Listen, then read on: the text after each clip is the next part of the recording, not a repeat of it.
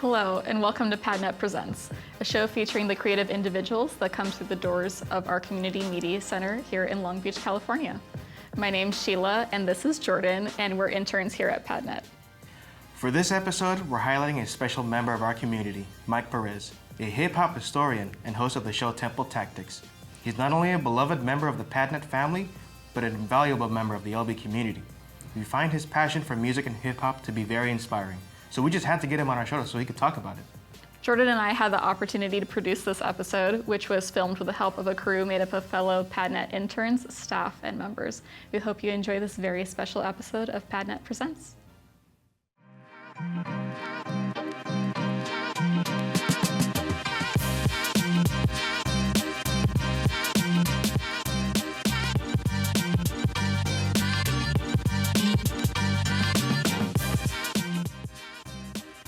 Hey, how y'all doing? Welcome to PADNET Presents. My name is what? That's right, Don Bleasy. And we're here with Mike Perez, AKA Concrete Mike P from Temple Tactics. How you doing, my brother? Oh, I'm good, man. Thank you. I'm good. Oh, you good? Okay, How are that's you? good. You're looking good. Got the little nice little hip hop Boulevard Bronx, New York shirt on. Yes, actually, cool. straight from the Bronx. Oh, straight from the Bronx. Yes, sir. Oh, yeah, you got connections. All right. Okay. Well, let's go ahead and get started. So I would like to say, where are you originally from? And are you originally from Long Beach, or did you come here from somewhere else? And yeah, just kind of how'd you make it here? Yeah, man. In 94, 95, I transplanted myself from Houston, Texas, out here to Southern California. And I've been a resident of California since, 94, 25 plus some odd years. But the residential zip code address is Gardena. Okay. Yeah, so. Okay, where would you say your heart still is? You feel it's here now or it's Texas? Yeah. Both, bro, really both. I do not forget where I came from. As in hip hop, they say never forget where you came from, right? Or where you come from. So yeah, Houston still has a big hold on me, as well as Corpus Christi. I also grew up in Corpus Christi, the home of Selena. I went to high school there and junior high. When my parents got divorced, my dad moved to Corpus, my mom stayed in Houston. So I was going in between those two when I was a youngster. And even to this day, I still go in between the two. You know what I'm saying? Oh, yeah. So yeah, I still have those roots in Houston and in Corpus, and my heart's here as well in Los Angeles, Gardena, because now I have a family out here, 2 kids, and I'm married, and a mortgage. Okay. Well, great. Right on then. Right on. All right. Okay. Well, you have an interesting moniker. I guess you would. I guess I could call you a hip hop historian. Yeah. So, what is a hip hop historian, and can you explain that? What background, that you came up from that made you a historian? Like, I guess you got to be part of the history or around the history to be a hip hop historian. So yeah, tell me. Well, good question, first of all. And to be a hip hop historian, obviously, you don't have to keep up with dates, right? Albums dropped, birthdays, events, historical events, movements. Right, just like anyone would in any other historical genre, right? Yeah. Whether it's regular American history or world history or whatever. But mine just happens to be hip hop history. And the reason that became about is because after I landed here in about 94, 95, 96, I ran into recording artist KRS-One. Part of Boogie Down Production was a group, and now he's a solo artist as KRS-One. And when I started rolling with him, we would go to conferences, concerts, of course, because he is a lecturer. And at these lectures, at these events, these conferences, you're right there with the person who dropped their album. You're right there listening to lectures, and they're dropping dates. So here I am pinning these dates, these events. And not only that, as a hip hop historian and being a reader, an avid reader, books that I brought along to as well as today, in those books are dates. That's history in there. People are, now we have so many autobiographies, Snoops and Master P's and whatever. So now you can go into these books and find these particular dates. That inspired me to be a hip hop historian. And I had been accumulating this for years, for many, many, many years, probably double-digit years.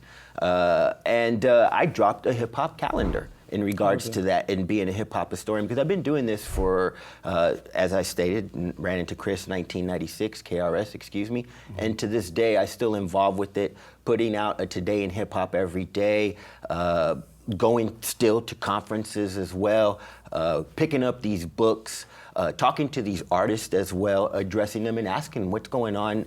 Did you drop this album on this day? Oh, tell me about this historical event that you were at. For instance, when Run DMC put their tennis shoe up, you know, and all of a sudden Adidas signed a contract, and that contract they ended up signing was the Adidas contract for a rapper for the first time being a non-athletic. So these dates are very important, and just as we keep our own history. And if I may, also what inspired me to start collecting these hip hop dates is because I have a family history as well. My family comes from Nacogdoches. We come from the Barbos. I have a great-grandfather. Wait. Nacogdoches. Nacogdoches, Texas, yes. No, one of my previous monikers when I was rapping was Macadocious. Macadocious. So when I heard Nacogdoches, I was like, okay. Go on. I'm sorry. No, for sure. No problem. So my family, they're Barbos. I have about a grandfather who's about 4 great backs. Oh, okay. And he discovered the city of Nacogdoches, which is on the border of Louisiana and Texas. You roll up in there, and there's a statue of him there. There's a city hall named after him there. And this is my mother's side. And my aunt's done much history about, this family, and they come from Spain. So, when you find this out, you're like, wow, I have this history. These are my people. So that instilled into me, when you have a history and you know where you come from, bro, I can't even tell you how much that makes you go, I'm a Ibarbo, I'm a Bettis, I'm a hip hop historian, because you know these dates, these important things, what's going on. And not only that, there's a quote that's out there that says, if you don't know your past, you're gonna mess up your future, right? So that's how I look at it, you know what I'm saying? And I think hip hop has a lot of stories in it too, but not only that, the history of hip hop has a lot of stories in it as well. Since you you put a lot of significance on the dates, are you kind of into numerology? You think it's important? Good question. Because you like that. I mean, a historian. When I thought historian, I didn't think of the exact dates, and you like on the exact dates. Yes. So I was wondering, is that important to you also? Dates are important, of course. It's a reference, right? It's something that we can go back and look. Numbers are important. Going back to your question to me, because. Numerical. I mean, if you think about it, engineering is numbers, making a bridge has to do with numbers. Numbers is very important. It's the center of stuff. I was born on 2/21/72. A lot of twos in there. But if you add that all up, there's 17 in there. Put those twos together, that comes with that one, that's 7. So again, let's take it to numbers. Wu-Tang Clan, their first album, 36 Chambers. How many people were in that group? 9. Okay. Right? 9 times 5 is what? Excuse me. What is 9? Anyway, 9 times 4 is 36. There we go. 36 chambers, 9 people in the group. So mathematics is very important. The 5% nation of the gods and earth. Numbers. You know what I'm saying? Numbers are very important in hip hop. Numbers are very important in history. So I take numbers and dates seriously. Okay. Well, you explained that perfectly. Thank you. I got a real good idea of what it is, and I'm a historian. Okay, we know LA and Long Beach kind of have broad ties to hip hop culture and history. Can you share a couple of your favorite historical locations or cultural moments in the area here, not in Texas, but actually in Long Beach and in LA or Gardena also? Sure. Well, straight off the bat, there's 2 that come off on the top of my head. One, when Snoop filmed his infamous video on top of VIP Records. Yeah, I missed right? that day. I don't know if I was working this up, but he's already influenced you. I didn't even know. I didn't know till you did. But look at you how you smile about it. That was important. If That's I one of knew those about dates. it, I would have been there. But also, boom, that location. VIP Records is important in hip hop history. Not only did Snoop was on top of that building making his video, but inside that's where Warren G, Snoop Dogg, and Nate Dogg got together and dropped their demo for 213 as we know him today. And they passed that on to Dr. Dre after that. In that store. You know what I'm saying? Robin Harris used to cop comedy albums. He used to record at VIP Records in Long Beach. Robin Harris, that's the comedy from House Party. If no one knows that individual, way back. VIP. So that's one location. Cut. If you were in the records, that's a deep cut. There you go. Okay. So that's one location. Long Beach, LA. Let me go home. Gardena. Okay. Gardena. We have El Camino College. where I ran into PADNET as an intern. And then right diagonal from there is the Rhodium swap meet. Okay, yeah. El Camino College, Suge Knight went there. Ended up getting a scholarship from playing in college, ended up going to UNLV. Okay. Right at the Rhodium, that's where Dr. Dre used to go after they pressed their vinyl up and sell their vinyl right there at a Japanese-run swap meet booth. Okay, yeah. That's where Dr. Dre, Eazy-E met. That's where people like Tony A would go. That's where a lot of Southern California up-and-coming rappers, after they pressed their vinyl, would go right to the Rhodium. And that's on the border of Gardena and Torrance, right off of Redondo Beach Boulevard. So two important, very locations in hip-hop with its growth and development, even at the foundation of it as well. Those two places we just mentioned. Good question. Oh, good. Oh, cool. That was good. I mean, I heard of Rodeo Swap Meet. I kind of remember things about it. I read books about. I read Ronnie Rose's book about the rise and fall of Death Row Records, and it kind of explained about a lot of what you said. And so I'm glad that you told me somebody actually was there, during that time, because I actually had a mixtape when I was in Arizona going to school back in '88. It was like a 60 minutes on one side, 60 minutes on the other. It was Dr. Dre and Sir Jinx just mixing 4 turntables, and it was live from Rodeo Swap Meet. It was from the Rodeo Swap Meet. So that was good. You told me about that, because I met somebody that actually been there before. And that place is still standing, brother. And that's a historical landmark theater. too. Yeah, that's a historical landmark. They still have a drive-in theater. You can still pull up and watch movies during the summer there. Oh, okay. Oh, cool, man. I like that.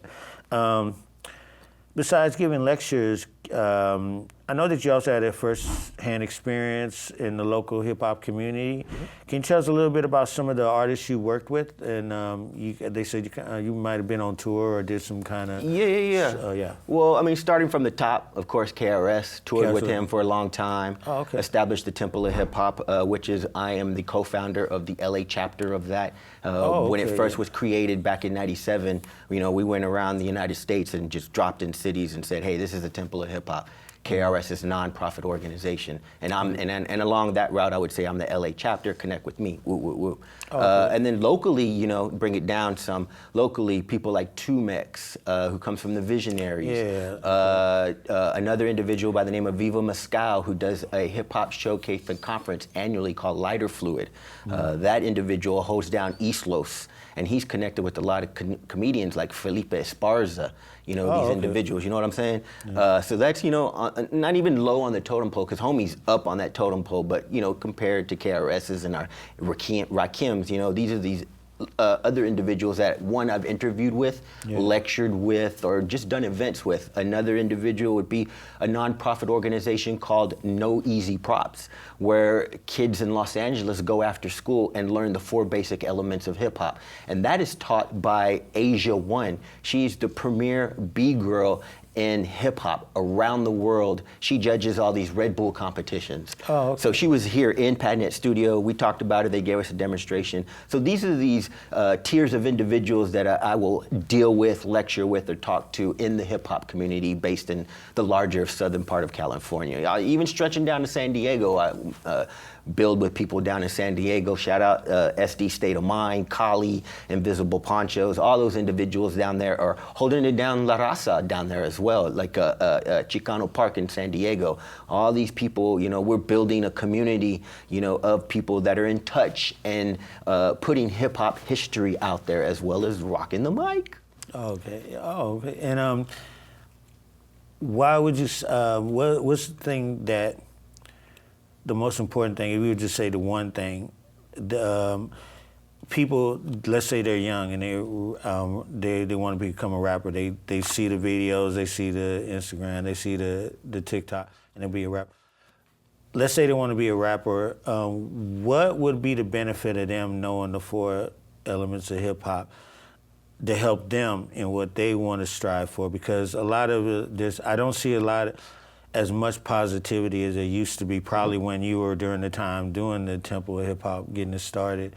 So what do you think, did you see the new culture coming in kind of following the thing where they, do you see artists kind of like still following them kind of what the Temple of Hip Hop was trying to promote, and what would they, if you seen somebody up and coming and it was like, well, why should I know this? Why can't I just get on the mic and rap? What would you think the benefit of that, knowing the 4 elements, would help them? Right. I think our younger generation in hip hop, no names tossed out there, but because I think we've heard some of the quotes tossed in media, where I don't know Tupac. I don't know that person. Yeah. What do I have to do with, you know what I'm saying? And I'm not saying just that history, but along with that individual musical history comes the other history, the 4 elements that you're speaking about. Yeah. And that's what really started hip hop, right?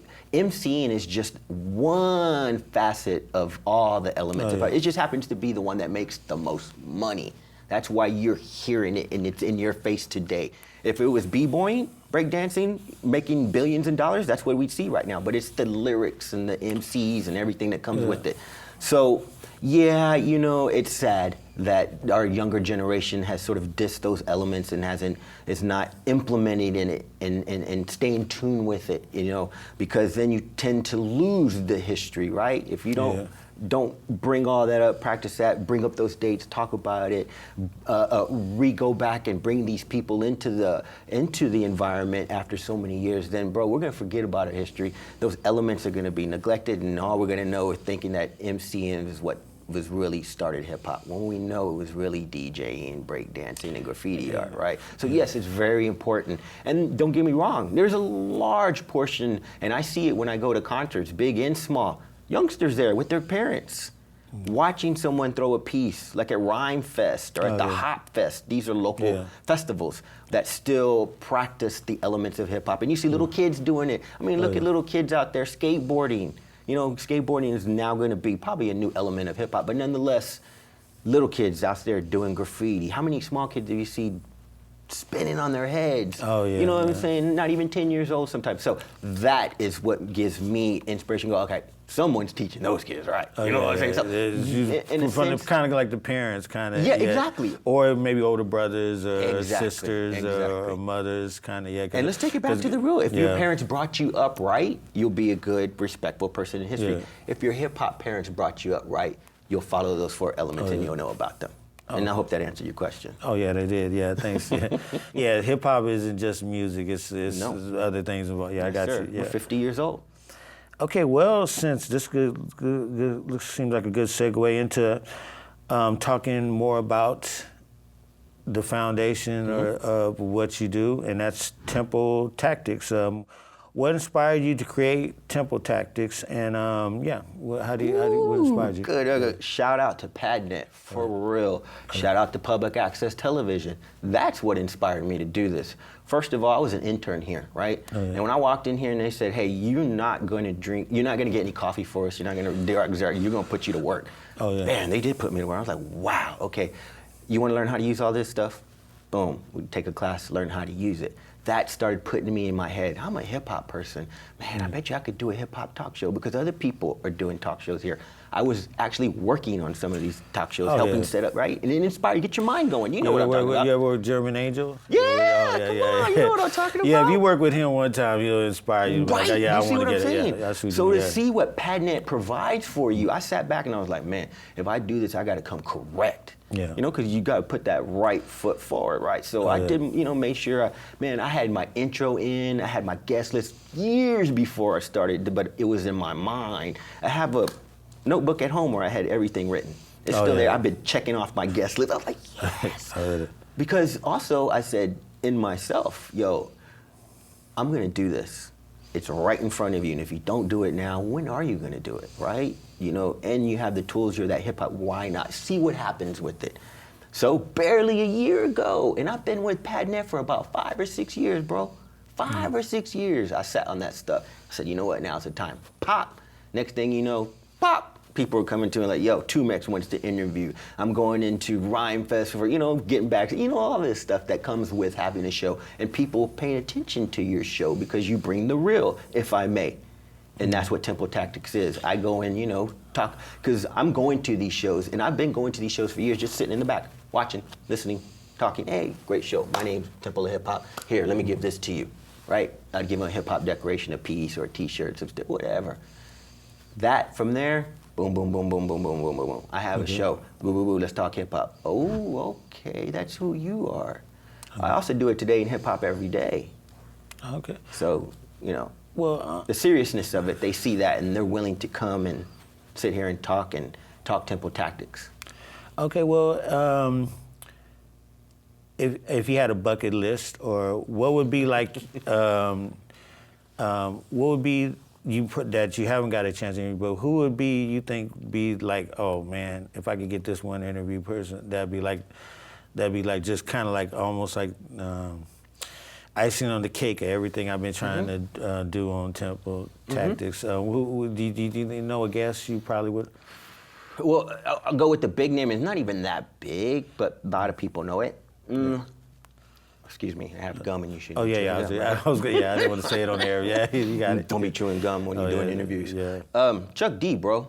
Oh man, there you go. Chuck there you go. D. All right. Chuck D. Yeah. Okay. That man has a wealth of knowledge, a true revolutionary in the sense of revolutionary. Yeah. You know, the movement, and then music revolutionary. I didn't know who Farrakhan was until I heard it on a record. Let's talk. Let's talk. Yeah. Right? Yeah. Nation Islam, 5 percenters. Yeah. You know, Black Power. Along with Black Power is Chicano power, Mexican power, Asian power. You know, Black people were just not the individuals that suffer. We were along with them. Not to say anything, but that's the same thing in hip hop. You know, right now there's a brand Nubian stepped up and started something. Telling KRS, correcting KRS, because he said Puerto Ricans had a part to play in hip hop. Yeah. You know what I'm saying? But I understand that talk, but you can't forget, you know, yes, African Americans started generally a lot of this music, jazz, rock and roll. But when it comes to hip hop, we also, Latinos, have been a part to play in it. Just the breakdancing alone. Yeah, for sure. And you see what I'm saying? Definitely the graffiti. Yeah. You know, so yeah, they I guess maybe and definitely DJing too. Maybe not much on the MC side, but it eventually kind of Yes, sir. with Big Pun and and then Kid Frost out here. You know, I remember when Kid Frost's first record came out. Yes, sir. Okay, cool. Okay, well here's a good one. What's an album that changed your life and why? An album. I don't know. Album. Yeah, for sure. Yeah. Two of them. Okay. One was Run DMC. Okay. Okay. That first album of theirs. It really was. At first, it was like that. They dropped singles before they even dropped their. I think it was their self-titled album. Yeah. Right. That first self-titled album. Wow. I was at a track meet, homie. Yeah. And someone put that on, and then all of a sudden, because in the track meet you got to wait for your time, you know. So we're under the bleachers. Someone puts on, and then all of a sudden someone's wording it, the beats. I was like, wow, I never heard something like that. And then someone started breakdancing. And I'm like, what was that? That, man, after that I was turning on MTV, looking for it, watching, you know, listening for that song again, going, you know, looking in the neighborhood to see if someone was doing that, right? And then the other one that changed my mind, of course, I'm throwing this guy's name around a lot, KRS, because I worked with them a lot, right? Yeah. Like I'm talking to you, we've talked, right? Return of the Boom Bap. Okay, all right. That one has Black Cop on there. Okay. Very political song. Sound of the Police is on there. Okay. Out of Here, I think Out of Here is on here. It's a very, if you listen to it, a very historical, socially oriented album. You know, Black Cop is addressing about police brutality. It talks about the history of the police officers cruising in your neighborhood in a car. Back in the day, in slave plantation days, it was the overseer on a horse. Yeah. Coincidence? Nah, bro. That's what the song Black Cop talks about. See how that history comes into play and how that album has influenced me? And he had a cool evolution because actually my favorite one was Criminal Minded, but it was actually he was hard on that one. He was kind of like, and then he kind of like, you know, okay, I'm gonna bring the knowledge on the rest of them. Because his boy died. Yeah. On that album cover, that's Scotland Rock. That's his homeboy. He introduced him to hip hop. You know, under his wing, he got shot in the head. Chris did a flip, and a flip in the sense like, oh, wow, I'm promoting Criminal Mind. Because on his album, they have a gun, a grenade. And, you know what I'm saying? And actually, that's quoted as one of the first gangster rap hip hop covers. Yeah, But nonetheless, you put that out, that's the persona you're going to get, right? You put out certain thing that might happen to you. What happened to Scotland Rock, sort of? It wasn't his fault, but nonetheless, it happened. Got shot in the head, criminal justice, bam, whatever. He dropped that whole and became KRS, the teacher, changed it up, knowledge, whoop, whoop. And that's what we're talking about, that difference that you saw, Yeah, for sure. I'll say my first thing, and then Please. you could tell me one of your significant moments in your hip hop, seeking out hip hop. That's how I looked at seeking out hip hop.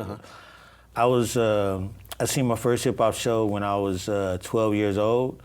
I was in Vallejo, Solano County Fairgrounds, had a show, and this was probably like 82, 83. I think I was 12, 13, and I seen, it was Egyptian Lover, LA Dream Team, and World Class Wrecking Crew. Ooh, that's a lot of history right there. Yeah, and that was my first show ever, hip hop show ever. And it was, the one headliner was, the first guy performed was Freddie B. Now, Freddie B, I don't know many people know Freddie B. R&B singer, right? No, Freddie B, this was interesting. Freddie B was a rapper from Oakland who kind of like rapped with Too Short. They were like friends. And they so the thing that got Too Short going off was they did a mixtape together where they just rapped over instrumentals. Freddie B was on one side, Too Short was on the other side, and they both kind of came at the same time, but Too Short kind of shined out. But that was my first significant show. I actually even got to talk to Egyptian Lover afterwards. Ooh, you know, nice. well, I had to talk more to his father. His father was kind of in there too, but that was a real significant show for me. You see, back then, the LA Dream Team and World Class Wrecking, they actually had dance moves. They were doing dance moves, you know. So you don't see that too many. You don't see too many. I mean, you might see the pop rappers kind of do dance moves, but that was first for me. I never seen them doing choreography or anything like that. And they had a live DJ who was scratching, so that was kind of hip hop in its fullest. So what would you say, like, what show, there is one show that kind of you went to that, and hopefully in this area, like maybe in Southern California, where you was like, oh man, that really wants me to get into hip hop, or unless it was in Texas, maybe it was in Texas, you seen a hip hop show, and I was like, oh, this is the bomb. I really want to get into hip hop, whatever. Kind of goes back to my first concert. You know, back in high school in Corpus Christi. Okay. I went to go see Oaktown 357. Oh, okay. Oh, Rob Bass. All right. And MC Hammer was the headliner. Okay. Bro, I can't even tell you. The best of performers. Oh, man, I can't even tell you. Yeah. Eye opener. I was like, wow. This is what a lot, because before, up to that point, I had just been hearing it on the radio. That was my first hip hop concert. Blew my mind. It was almost as life-changing as running into KRS and be able to work with him. Or that Run DMC scenario came when I saw underneath the bleachers. You know, that's how that changed me. I was like, wow, I want to be going to concerts a lot more often. I have gone to 300, 400 plus concerts in my life. Everyone, jazz, rock, Rage Against the Machine, Muddy Waters, Red Hot Chili, all kinds of stuff. Very influential, love music. Yeah. But with all that said, man, hip hop is just that one, you know? And the other concert that changed my life, and again, I'm gonna go back to this guy. Yeah. KRS, the first time I seen him live. Yeah. And the reason I say that, because that ended up making a chain of events. Because the fact that KRS showed up, rocked the show. Oh, he's doing another one? I'm gonna go to that one. Dragged my girlfriend at the time, but now it's my wife. Yeah. Let's go to see KRS again. All right, she went to the second one. Oh, he's doing another one here in LA. Let's go see that one. I'm good. You go by yourself. After that third one, bro, that's what kicked it for me. I ended up meeting him not too long after that one. Oh, yeah. Yeah, and then that spin rolled everything for me. He tall guy, too. Yeah, very tall. Yeah, 6 something. I didn't know. You know what I'm saying? Yeah. You know? Pretty good tall dude, you know, but nonetheless, that concert, that third KRS show, he was doing a chain of them. He hadn't come to the West Coast in a long time. Yeah. So he was just popping one show after the other, right? And I happened to hit that first one. He ended up doing 5. I went to all 5 of them. But that third one, that's when I ended up meeting him, and then it was on after that. Oh, yeah. As far as working with him. So that's how that one changed. As you're going back to your question, what concert sort of changed your life? That KRS one that I went to, and that.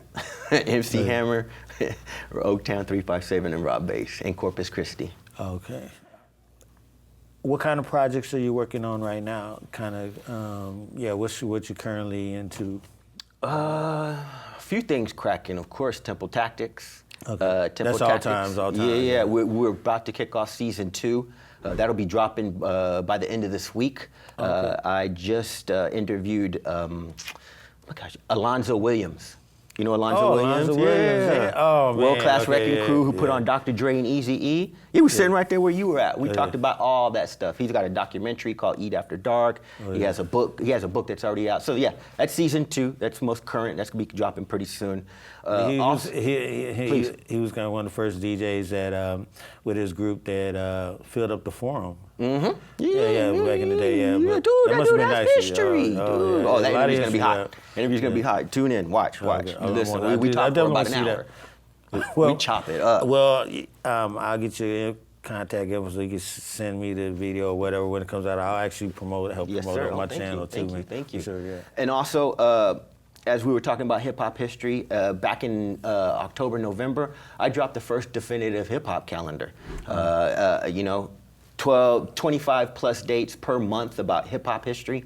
Okay. But nonetheless, the second version of that is coming out. That'll be dropping probably in October, and that's going to be more focused because this one was widespread, sort of about everything, this and that, right? Yeah. And this one's probably going to be all West Coast because we're 50 years old now. There's a lot of history. Yeah, from that's East, probably West, the down to the South. next evolution because there's so much hip hop history. It's kind of hard to fit everything on one specific day. There might have been all kinds of stuff going on in it. So that's going to be the second part of that calendar. That's the next current thing coming up, and.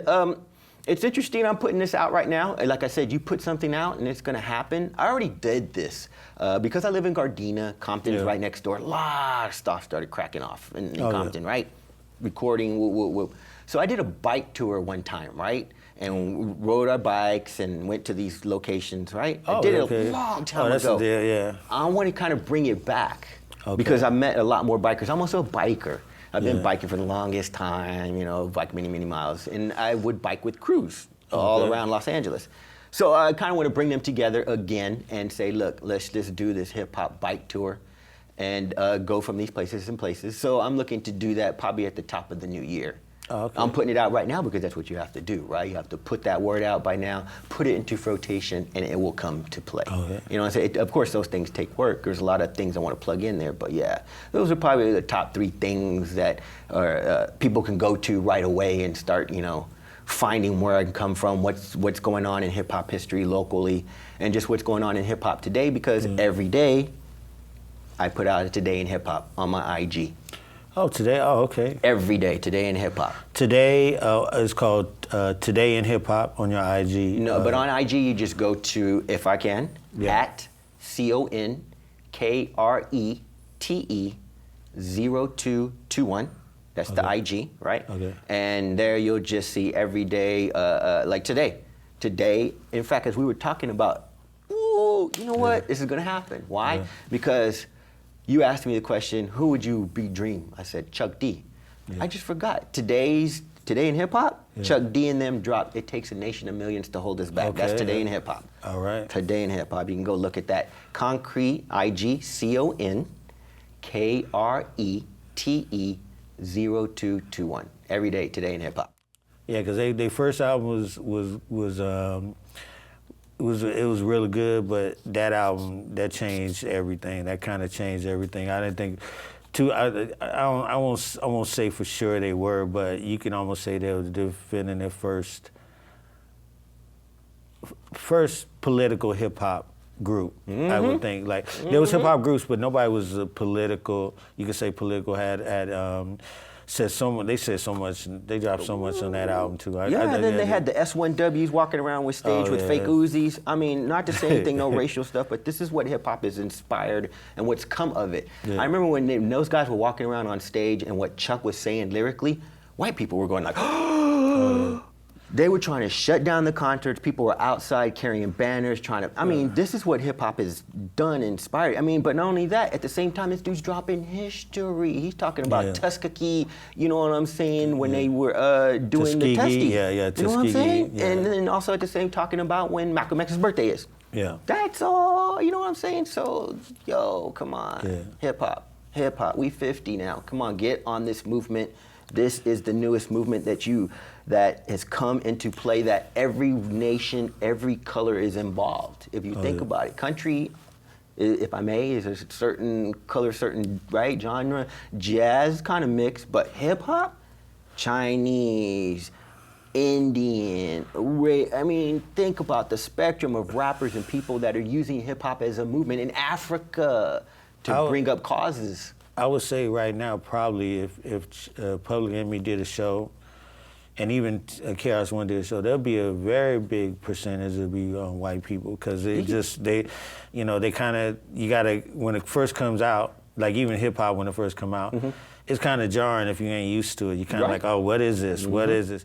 And then when you listen to like somebody like KRS-One or Public Enemy, a lot of music is jarring, a lot of scratches, a lot of weird sounds, sirens, police. So it's kind of, but now that kind of what everybody loves about them now, is that jar, and it's like we don't, music was like this, but now it's like this. It's like all this other stuff, and then I guess that's one thing about Run DMC I liked about them was they were scratching, the DJ was scratching rock records in their mix, so they was scratching these rock records to get that hard sound, and I think Public Enemy kind of did that too. They kind of, they you're right about that.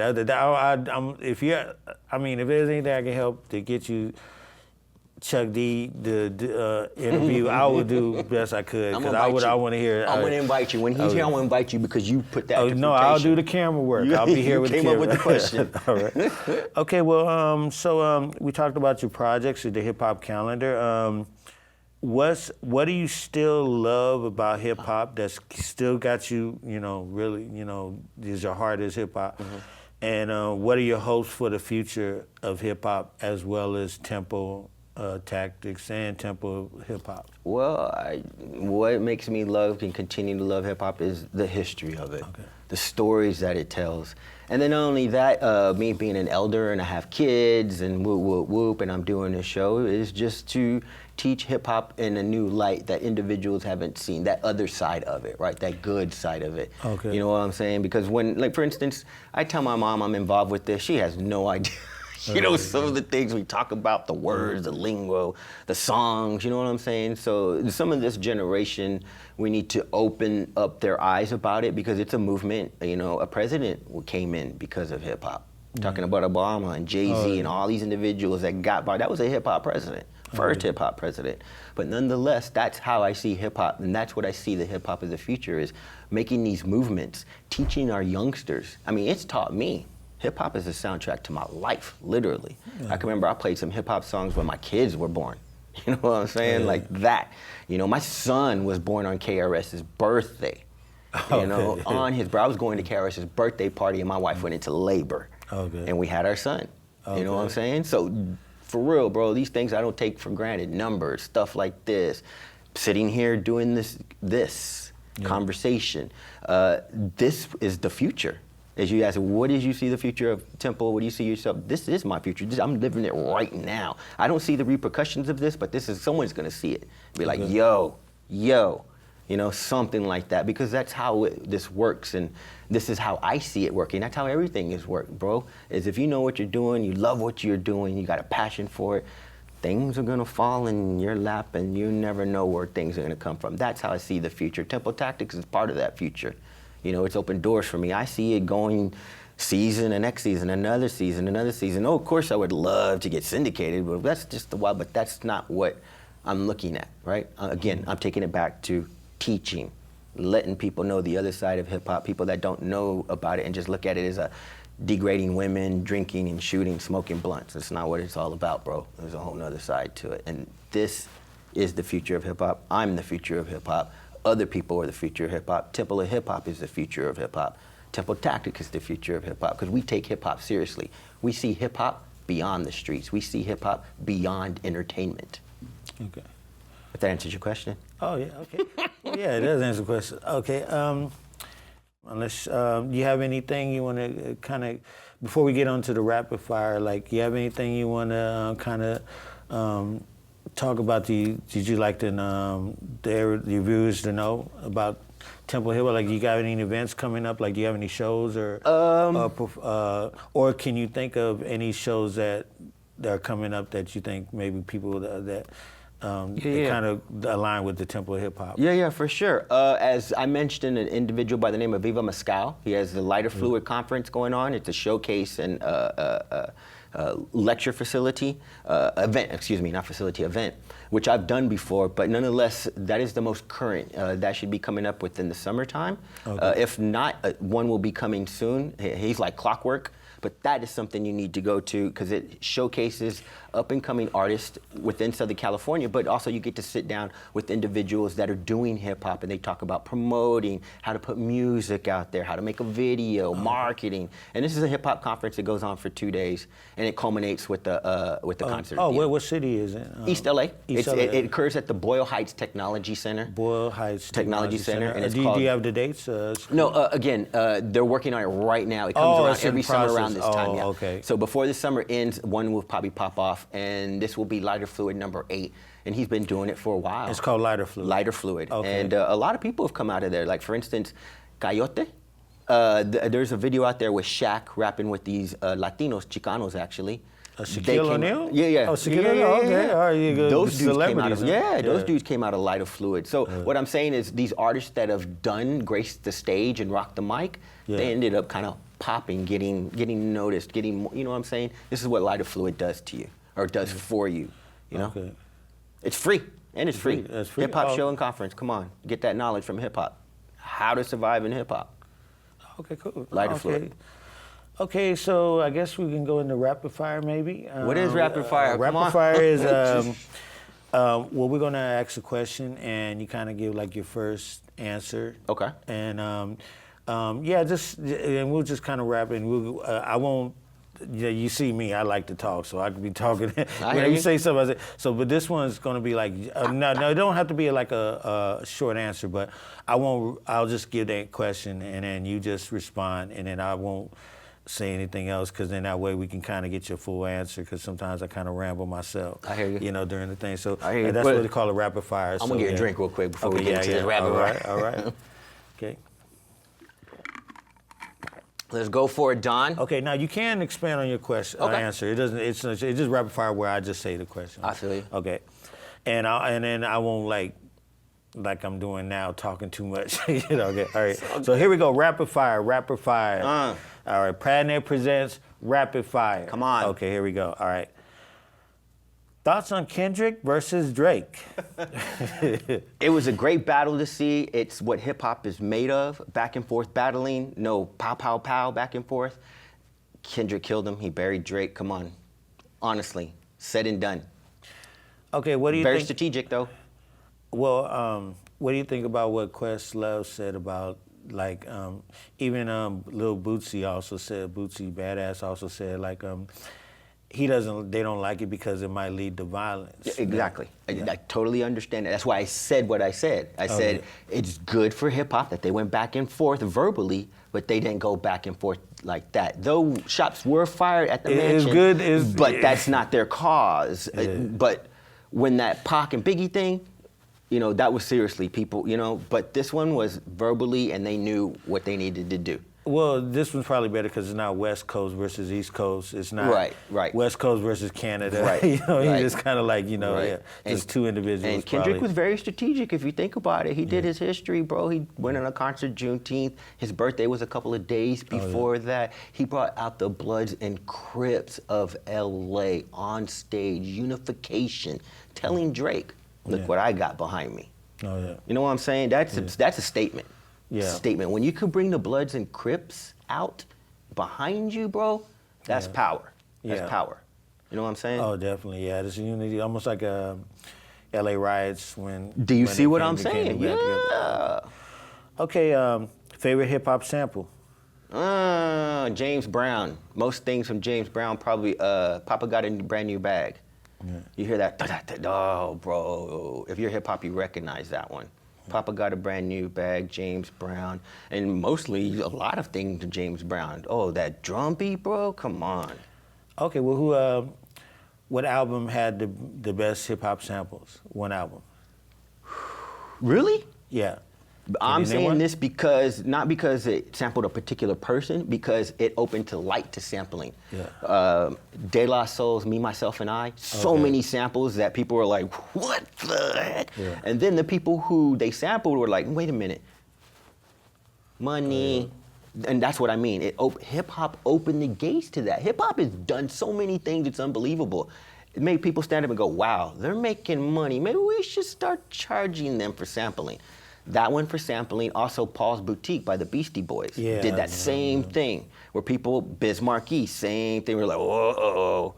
So, not necessarily one particular album, these albums, because what they did for sampling, you asked me about the sampling, that's the reason why I like those albums, because it changed sampling forever. For the bad, you know what I'm saying? But it put an eye on hip hop, going like, hey, we're here, look how we're changing the game. Yeah, I add one to that. I like the EPMD, Strictly Business. First with that more bounce. Funkified stuff. Okay. Oh, this is interesting. Okay.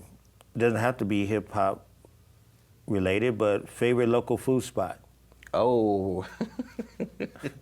Favorite local food spot.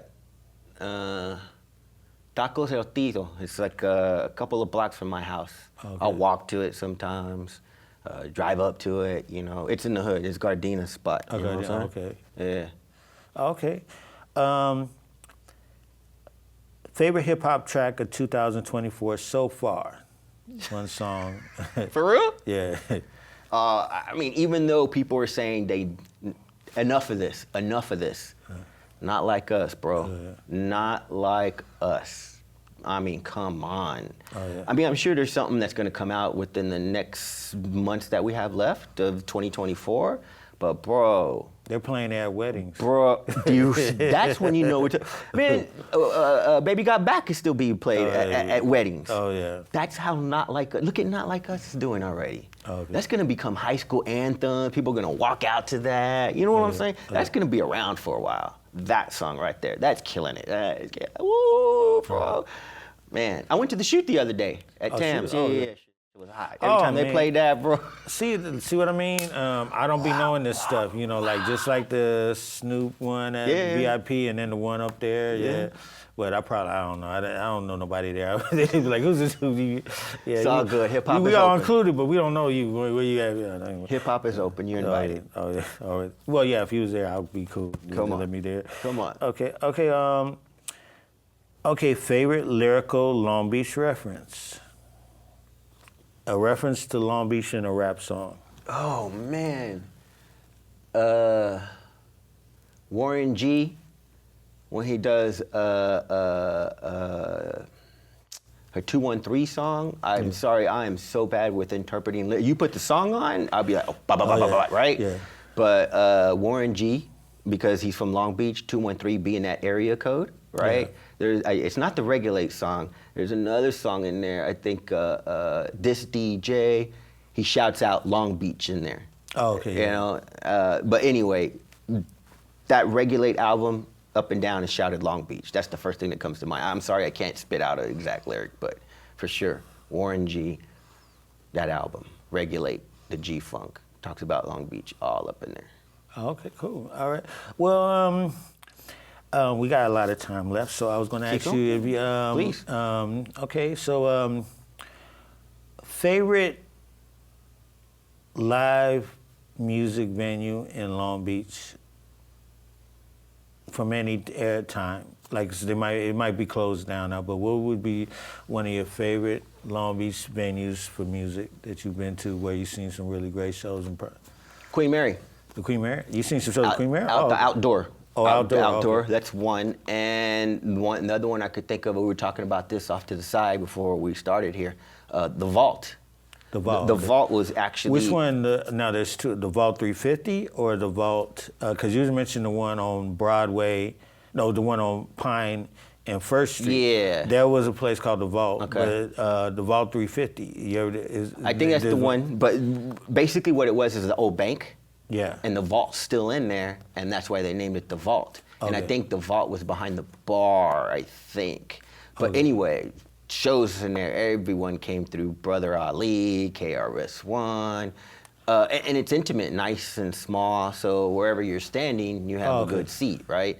So those are the kind of shows I truly like, small, intimate venues where you can see the person who's not too far. Here, I'll tell you a quick story.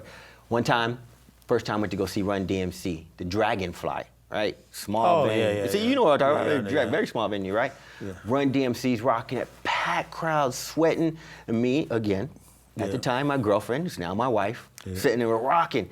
And then all of a sudden, I just turned to the right to see who's around us. Tom Morello from Rage Against the Machine with his girlfriend just rocking. Only in LA, you know, where you could see another artist respecting another artist and just rocking out, just vibing, no one telling them nothing and just jumping with you, right? Run DMC. I'm like, wow, bro. You know, so hip hop, come on, live concerts. LA is the spot for it. From Long Beach on down. Okay. I remember going to a concert. It was I think it was the 7-year anniversary of the Wake Up Show, and it was in LA. It was supposed to be at the Palladium. I think something happened and they put it on some kind of smaller venue on Sunset, and it was. Remember that one? Oh, you were that one? Oh yeah, they had the fold up chairs. And everything. Oh, you was at that. So it was Chub Rock. Yeah, Chub Rock. Dude, No, just tell me if I say anybody wrong that I forgot. Oh, I don't remember everyone, but I remember. No, just tell me if I'm right. Okay. Oh, okay. Chub Rock. From the Bay Area, the Who Riders. Who Riders? Yeah, they had a song. No, I know who they are, but I remember them being there. I'm trying to think who the big cat was that day. Oh, that was Wu-Tang Clan. That was the 7-year anniversary. Had the headliner was Wu-Tang Clan. Ooh. And now this is what I learned. It was funny, and it was kind of funny about that show. I think they were kind of like just starting to do shows, and kind of they was getting it. Is what Steve Harvey said. Everybody can't have a mic and be rapping at the same time. It's like even it was kind of cool because they would like. They were kind of hyping up the guy, but some of the songs when Method Man came out, he had the METHO there. He had the whole crew rapping, so the whole crew were rapping his lyrics on top of him. It's like they were so hyped. It was like, I'm gonna rap his leads too, you know. So it was like 5, 6, 7 people rapping his whole leads with him. And yes, I remember that show. Yeah, it was cool. Yeah, dude, I could never have been an MC, bro. I just, you know, it's a niche. I mean, there's hip hop and. What's funny is about hip hop is it's given individuals jobs, people who've come out of prison, people who are gangsters, people who will never work in the 9-to-5 environment, if I may say, right? Okay. And not an individual that's not going to get typically hired at the, you know, Fortune 500. Hip hop is given that door for individuals like that to walk through and become millionaires. Okay. If you can rock a mic, or if you have that savvy to be a manager and focus on locking down people like Wu-Tang and making them all show up at it. You know what I'm saying? Yeah. Hip hop has opened many doors for everyone. It's opened a door for me. Granted, I'm not making a lot of money off of it, but I do get money for lectures and whoop and whatever. But nonetheless, bro, it is definitely have changed my life and opened my door and taught me a lot about myself as an individual, you know, and I wouldn't change anything I've done in my life to get here because of the fact that, like I said, I come from Houston, Corpus, decided just to uproot and come here and run into this and hit this and whoa, bro, there's no coincidences. No coincidence I'm talking to you right now, Don. You know what I'm saying? Like we were chopping it up before this and I was like, yo, bro, you really in touch. You know, and that's what this is about. That's what PADNET provides for us. That's what hip hop provides. It's just, you know, two like minds getting together, sharing a certain thread that we're both interested in, and then after that, finding out where we're at. Now you and I could possibly work together, finding out, picking your head and me picking my head, right? Yeah. That's what hip hop is about, bro. I mean, it probably happens in other cultures and other genres of music, but in hip hop, something different. There's something that I've always heard KRS and other individuals in hip hop say. Hip hop never invented anything. We just reinvented everything. Yeah. If you think about it, the beeper was just for the doctor, right? Yeah. Boop, beep, beep, beep. You got a surgery. Drug dealer, hip hop came in, changed it up. Look at the beeper now. Beeper changed into cell phone. You know what I'm saying? Or just when your baby mama called you. Exactly. But before that, it was known as a medical purpose. Where's a payphone? I Yeah. got call. And let's just take it to the main instrument that we all hip hop is focused on, the turntable.